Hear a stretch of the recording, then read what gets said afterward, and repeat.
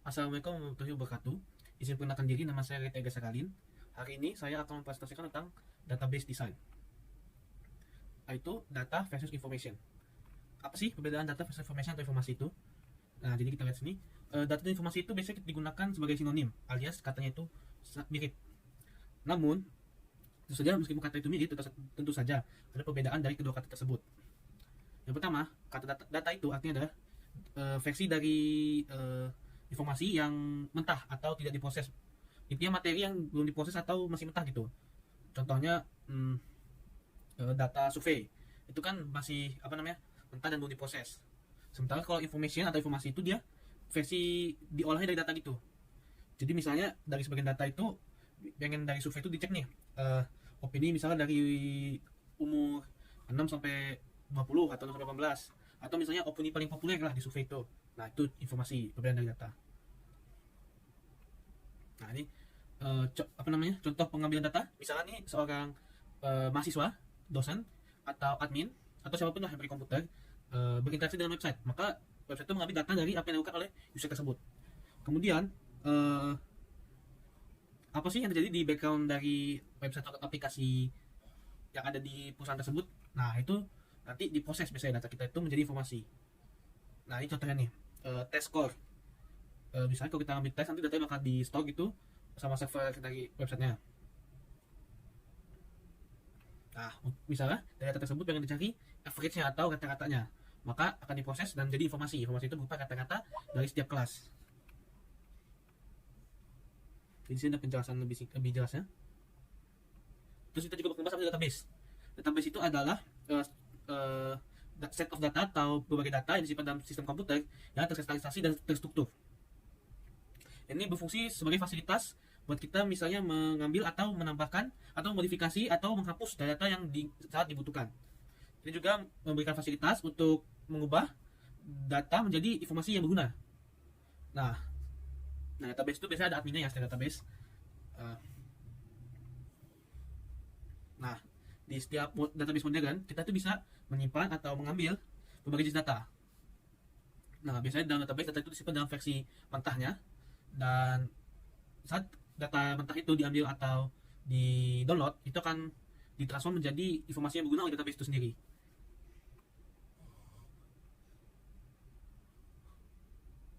Nah, apa sih pengaruh database di kehidupan kita itu? Nah, tentunya kayak Amazon atau yang paling dekat deh, YouTube.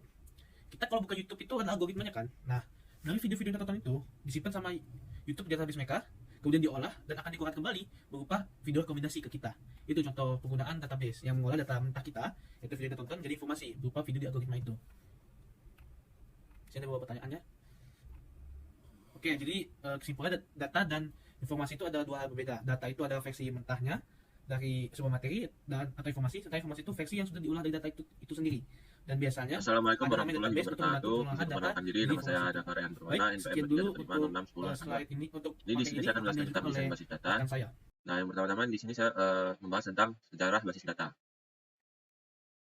Jadi sejarah terminologi basis data itu pada tahun 1960-an, komputer itu menjadi hemat biaya bagi perusahaan swasta dan kapasitas penyimpanannya itu meningkat. Kemudian pada tahun 1970 sampai 72, ERCOT mengusulkan model relasional untuk database, memisahkan organisasi logis dari penyimpanan fisik. Dan pada tahun 1976, P. Chen mengusulkan model hubungan entitas atau ERM untuk desain database. Nah, kemudian pada tahun awal 1980-an, sistem database relasional pertama yang tersedia secara komersial mulai muncul pada awal tahun 1980-an dengan Oracle versi 2. Dan pada pertengahan 1980-an, SQL atau bahasa query terstruktur menjadi standar intergalaksi awal. Kemudian pada awal 1990-an, perombakan industri dimulai dengan lebih sedikit perusahaan bertahan. Dan tahun itu Oracle bertahan. Dan pertengahan 1990-an itu meledak karena Internet World Wide Web atau WWW yang sering kita gunakan itu muncul di tahun itu. Nah, terjadilah perebutan gila-gilaan terjadi untuk memungkinkan akses jarak jauh ke sistem komputer dengan data yang sama. Ini pada akhir tahun 1990-an, investasi besar pada perusahaan internet membantu menciptakan ledakan pasar alat untuk web, internet, dan konektor. Jadi pada tahun itu, banyak investor yang menginvestasikan uangnya pada perusahaan internet. Karena investasi besar tersebut lah, jadi perusahaan-perusahaan internet itu bisa membuat alat untuk web, untuk internet atau DB. Sejak saat itu mulai makin berkembang, dan kemudian pada awal abad ke-21, pertumbuhan aplikasi DB yang solid terus berlanjut. Contohnya situs web komersial, Yahoo, Amazon, Google, sistem pemerintah, biro kewarganegaraan, dan layanan imigrasi, dan kemudian juga biro sensus, museum seni, rumah sakit, sekolah, dan lain-lain. Kemudian, apa hubungan pemodelan data dengan basis data? Pemodelan data adalah langkah pertama dalam proses pengembangan database. Nah, ini melibatkan pengumpulan dan analisis data yang perlu dilacak oleh bisnis, dan kemudian membuat diagram organisasi data tersebut dalam diagram hubungan entitas. Jadi, proses pengembangan basis data itu jika digambarkan seperti ini, persyaratan informasi bisnis, dan menganalisa soal pemodelan, hubungan entitas diagram, desain, definisi tabel indeks, tampilan, klaster, membangun basis data, dan data database. Di proses pengembangan basis data itu, pemodelan data dimulai dengan meneliti kebutuhan informasi suatu bisnis. Contohnya itu adalah, saya mengelola departemen sumber daya manusia untuk sebuah perusahaan besar. Kita perlu menyimpan data tentang masing-masing karyawan perusahaan kita. Kita perlu melacak nama depan, nama belakang, kerjaan, atau posisi, tanggal perekrutan, dan gaji setiap karyawan. Nah, setiap karyawan itu diberi nomor karyawan yang unik. Dan proses pengembangan basis data yang kedua itu, ada serangkaian persyaratan informasi. Perusahaan kami itu, contohnya perusahaan itu terbagi menjadi beberapa departemen, kemudian setiap karyawan ditugaskan suatu departemen, misalnya akuntansi, penjualan, atau pengembangan. Kemudian ada proses pengembangan basis data. Hubungan entitas diagram harus sepenuhnya menangkap dan secara akurat memodelkan organisasi, kebutuhan informasi, dan fungsi dari bisnis. Contohnya yaitu diagram hubungan entitas berikut menggambarkan kebutuhan informasi dari sistem informasi manusia ke departemen sumber daya. Ya, seperti ini jika digambarkan. Dan langkah kedua yaitu fase desain database dari proses pengembangan, menerjemahkan informasi yang dimodelkan pada diagram hubungan entitas ke bagian serta tabel. Jadi seperti ini. Bagian data tabel mencantumkan spesifikasi desain informasi dan memiliki komponen berikut: nama tabel, nama kolom, kunci utama adalah pengenal untuk setiap baris data, kunci asing, menghubungkan data dalam satu tabel ke data di tabel kedua dengan merujuk ke kolom PK di tabel kedua. Dan keadaan null menunjukkan nama kolom harus berisi nilai atau wajib. Dan uniknya itu menunjukkan jika nilai yang terdapat dalam kolom bersifat unik. Nah, yang tipe datanya itu menjelaskan definisi dan format data yang disimpan di setiap kolom.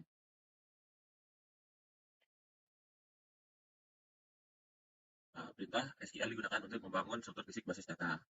Nah, seperti ini. Kemudian SQL juga digunakan untuk mengisi, mengakses, dan memanipulasi data dalam database relasional. Nah, jadi sekianlah tentang sedikit singkat tentang timeline ini basis data dan kemudian langkah-langkah dalam pengembangan basis data. Sekian dari saya. Assalamualaikum warahmatullahi wabarakatuh. Baik, kita akan ke materi selanjutnya, yaitu database design 1.4 tentang transformasi besar dalam komputisasi. Yang pertama itu kita mulai pada tahun 1970-an. Di mana pada saat itu database software itu biasanya berada di mainframe komputer. Dan di mana sebagian besar dari prosesor komputer dilakukan dalam satu mainframe besar, yang di mana ukurannya itu bisa sebesar ruangan kelas gitu. Jadi satu ruangan itu sebagai satu komputer. Jadi komputer itu tidak seperti sekarang di mana dia lebih compact zaman sekarang ini. Tapi komputer zaman dulu itu biasanya satu ruangan itu satu komputer. Jadi cara kerja itu ada nama itu komputer kecil, ada namanya dumb terminal atau terminal bodoh yang digunakan oleh mainframe lebih besar dan untuk menjalankan perintah. Terminal ini tergantung mainframe ya, menunjukkan hasil hanya setelah processing dilakukan oleh mainframe utama. Dan dumb terminal ini tidak bisa melakukan processing yang banyak dengan sendirinya. Nah, pada tahun 1980-an muncul nama ini PC atau personal computer yang perlahan-lahan semakin cepat dan semakin terjangkau untuk orang. Dan processing itu akhirnya berpindah dari mainframe menuju desktop yang masih sering kita pakai sampai sekarang. Nah, karena PC itu bisa ngeproses punya mereka sendiri dan tidak butuh mainframe, maka bisa disebut dengan nama smart client atau workstation. Terus, nah ini memulai zaman GUI atau Graphic User Interface, yang dimana mulai zaman itu muncul aplikasi-aplikasi yang kita sering gunakan sampai sekarang, seperti Word, Excel, PowerPoint. Nah, jadi apa sih kelemahan dari sistem isolated non integrated system? Jadi pertama itu mempunyai banyak aplikasi dalam banyak klien itu membuat banyak masalah. Contohnya software di beberapa sistem yang berbeda membutuhkan integrasi, dan itu mahal biasanya. Dan kalau ada upgrade atau update ke software aplikasi, setiap server atau komputer harus di-upgrade. Nah, ini contohnya nih. Nah, jadi misalnya di sekolah itu, di titik sekolah ingin melakukan update ke jenjang sekolah satu sistem, dan satu sistem lagi itu untuk kehadiran. Nah, untuk murid yang lulus, nah informasi ini harus digabungkan itu dan bisa menyebabkan diskrepensi. Jadi tanpa sistem terintegrasi, ini bisa menjadi proses yang benar-benar sulit. Apalagi kalau misalnya muridnya itu berjumlah ribuan. Ada tahun 90-an itu lahirnya Oracle. Nah, Oracle itu adalah software yang memanage data dalam dalam versi database. Nah, ini mulai dari database yang dibahas di materi 132 tadi. Jadi aplikasinya itu berfungsi untuk keperluan bisnis dan terletak pada aplikasi server. Jadi berinteraksi memproses dan mendevelop atau memanipulasi data untuk dokumen yang telah dibuat. Jadi perlahan-lahan mulai berubah. Komputer yang kita tahu ini dari zaman dulu di mana cuma satu ruangan tuh dibutuhkan satu ruangan untuk satu komputer atau proses, yang sekarang lama-lama sudah menjadi komputer yang versi compact dan juga mulai terhubung. Nah, jadi grid computing ini adalah model baru. Di grid computing ini semua komputer yang telah diorganisir di beberapa lokasi dapat digunakan seperti pool of computing resource. Nah, jadi grid computing ini membangun sebuah software infrastruktur yang dapat menjalankan network yang besar, network server yang besar. Contohnya ada orang web, misalnya YouTube. Kayak di YouTube itu banyak genre, kan itu kalau misalnya dipisah-pisah setiap genre itu per PC kan susah untuk aksesnya atau perubahannya. Nah, dengan munculnya grid computing ini mempermudah itu. Nah, jadi di perumpamaannya itu grid computing itu kayak perusahaan listrik. Kita nggak tahu generator listrik di mana atau bagaimana cara mengubah aliran listrik itu. Yang penting kita tahu listriknya di mana dan kita dapat. Nah, sama seperti ini, kita misalnya pengen video entertainment, kita nggak tahu dari mana asalnya, tapi kita langsung dapat gitu. Nah, terus mulai juga cloud computing. Cloud computing ini tuh kayak G Drive, terus Gmail, begitu. Baik, sekian untuk materi yang ini. Materi selanjutnya akan dilanjutkan oleh kawan saya. Assalamualaikum warahmatullahi wabarakatuh. Izin memperkenalkan diri, nama saya Alinti Syani Putri, NPM 23150616046 dari kelas PSTIB. Di sini, saya akan menjelaskan tentang model konseptual dan fisik. Model konseptual dan fisik memiliki tujuan antara lain yaitu menjelaskan pentingnya komunikasi yang jelas dan akurat dalam menangkap kebutuhan informasi, membedakan antara model konseptual dan implementasi fisiknya, menyebutkan 5 alasan untuk membangun model data konseptual, dan memberikan contoh model konseptual dan model fisik. Tujuan lainnya adalah dengan mengenali dan menganalisis informasi, kita dapat lebih memahami bagaimana sesuatu bekerja dan mungkin membuatnya lebih baik. Contohnya, bagaimana membuat antrian di konter makanan lebih cepat, bagaimana berhasil menukar barang di toko, bagaimana mengorganisasi dan melacak koleksi CD yang terus bertambah. Mengenal dan menganalisis informasi juga membantu mencegah kesalahan dan kesalahpahaman. Dan untuk bisnis ini penting karena menghemat waktu dan uang. Apa sih itu model konseptual? Model konseptual menangkap kebutuhan fungsional dan informasi dari bisnis berdasarkan kebutuhan saat ini, tetapi mungkin mencerminkan kebutuhan masa depan. Mengatasi kebutuhan bisnis, apa yang secara konseptual ideal, tetapi tidak membahas implementasinya, apa yang secara fisik mungkin, merupakan hasil dari proses pemodelan data. Model konseptual juga memiliki karakteristik, yaitu mengidentifikasi entitas penting, objek yang akan menjadi tabel dan database. Hubungan antar entitas, tidak menentukan atribut, objek yang menjadi kolom atau field dalam database, identifikator unik atau atribut yang menjadi primary key dalam database. Apa sih pentingnya model konseptual itu?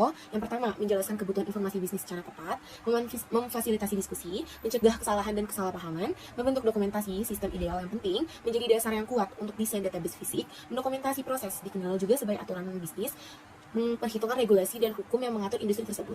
Apa itu model logis? Model logis mencangkup semua entitas dan hubungan di antara mereka. Disebut model hubungan entitas atau IRM, diilustrasikan dalam IRD, menentukan semua atribut dan UID untuk setiap entitas, menentukan opsionalitas atribut, menentukan opsionalitas dan kardinalitas hubungan. Selanjutnya, apa itu model fisik? Model fisik merupakan perpanjangan dari model data logis, mendefinisikan definisi tabel, tipe data, dan presisi, mengidentifikasi view, indeks, dan objek database lainnya, menjelaskan bagaimana objek tersebut harus diimplementasikan dalam database spesifik, menunjukkan semua struktur tabel, termasuk kolom, primary key, dan foreign key. Model konseptual dan fisik. Seni perencanaan pengembangan dan komunikasi memungkinkan sekelompok orang bekerja sama untuk mencapai hasil yang diinginkan. Pemodelan data adalah proses menangkap konsep dan aturan penting yang membentuk bisnis dan menggambarkan secara visual dan diagram. Diagram ini menjadi cetak biru untuk merancang sesuatu yang fisik. Mimpi klien atau model konseptual akan menjadi kenyataan fisik atau model fisik. Terminologi, istilah kunci yang digunakan dalam pelajaran ini meliputi yang pertama ada model konseptual, yang kedua ada data, yang ketiga ada pemodelan data, dan yang keempat ada model fisik. Pada materi model konseptual dan fisik ini, kita telah belajar untuk menjelaskan pentingnya komunikasi yang jelas dan akurat dalam menangkap kebutuhan informasi, membedakan antara model konseptual dan implementasi fisiknya, menyebutkan 5 alasan untuk membangun model atau konseptualnya, dan yang terakhir memberikan contoh model konseptual dan model fisik. Mungkin itu saja yang dapat saya sampaikan, kurang lebihnya saya mohon maaf. Terima kasih atas perhatiannya. Wassalamualaikum warahmatullahi wabarakatuh. Assalamualaikum warahmatullahi wabarakatuh. Nama saya Viola Putri Nurmadani, NPM 23150611014. Nah, di sini saya akan menjelaskan materi 2.2 yang berisikan tentang entitas, instansi, attributes, dan identifiers. Nah, yang pertama ada entitas.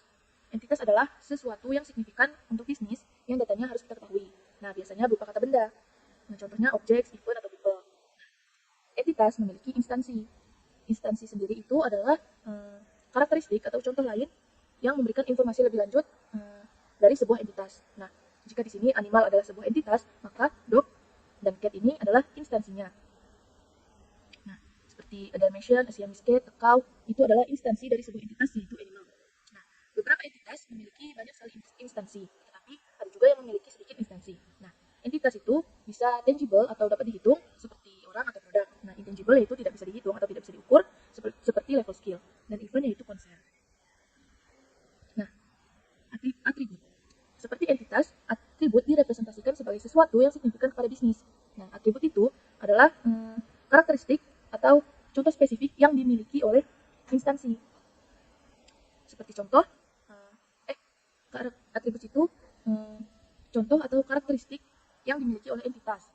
Nah, entitas customer memiliki family name, date of birth, shoe size, town of residence, dan email. Nah, attributes itu dapat dibilang ada dua jenis, yaitu volatile attributes atau non-volatile attributes.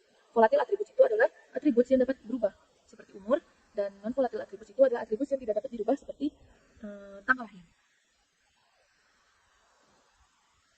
Nah, kemudian ada identifier.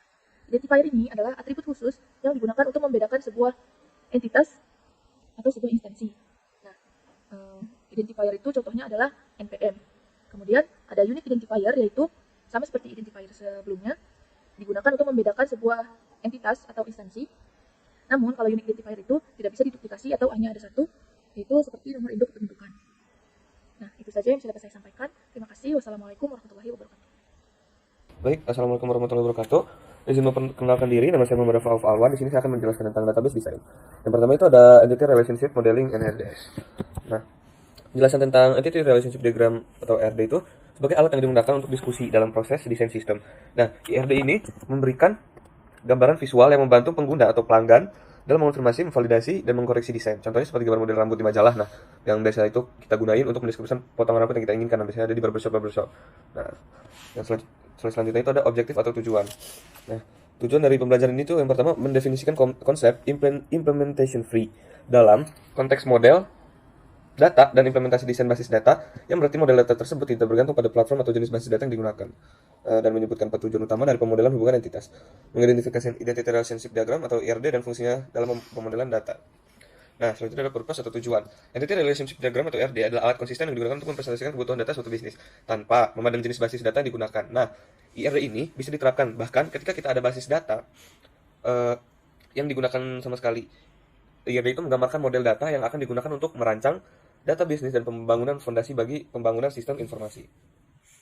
Terus selanjutnya ada implementasi free models atau model yang tidak bergantung implementasi. Nah, model data konseptual yang baik bersifat implementation free atau tidak bergantung pada implementasi. Artinya bisa kita telah yaitu model tersebut tetap sama meskipun jenis database yang digunakan berbeda. Misalnya, apakah itu basis data hierarkis, jaringan, atau relasional. Tujuannya itu untuk memastikan bahwa entitas tidak berubah tergantung pada jenis database komputer atau bahasa pemrograman yang digunakan. Selanjutnya ada implementation free model. Ini lanjutan dari tadi. Model data seharusnya tetap konsisten meskipun data disimpan tanpa menggunakan basis data, misalnya dalam lembaran kertas di dalam lemari arsip. Ini menegaskan bahwa model IR menangkap informasi bisnis yang dapat digunakan untuk semua jenis basis data.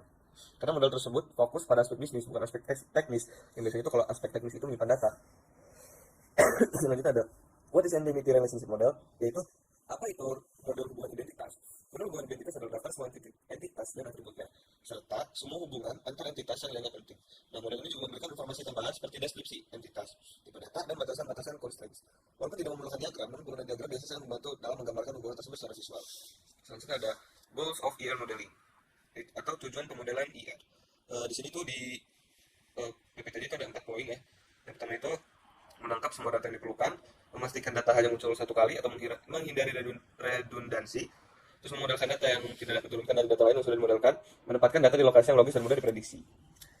Slide selanjutnya ada goals of ER modeling. Contoh aplikasi tujuan ER modeling itu kayak ada data pribadi siswa, kayak waktu kita awal masuk sekolah, kayak nggak hadir, terus kedisiplinan, mata pelajaran yang diambil, terus seluruh nilai yang diperoleh. Nah, data ini tuh harus disimpan dengan cara yang logis agar mudah diakses dan diperbaharui.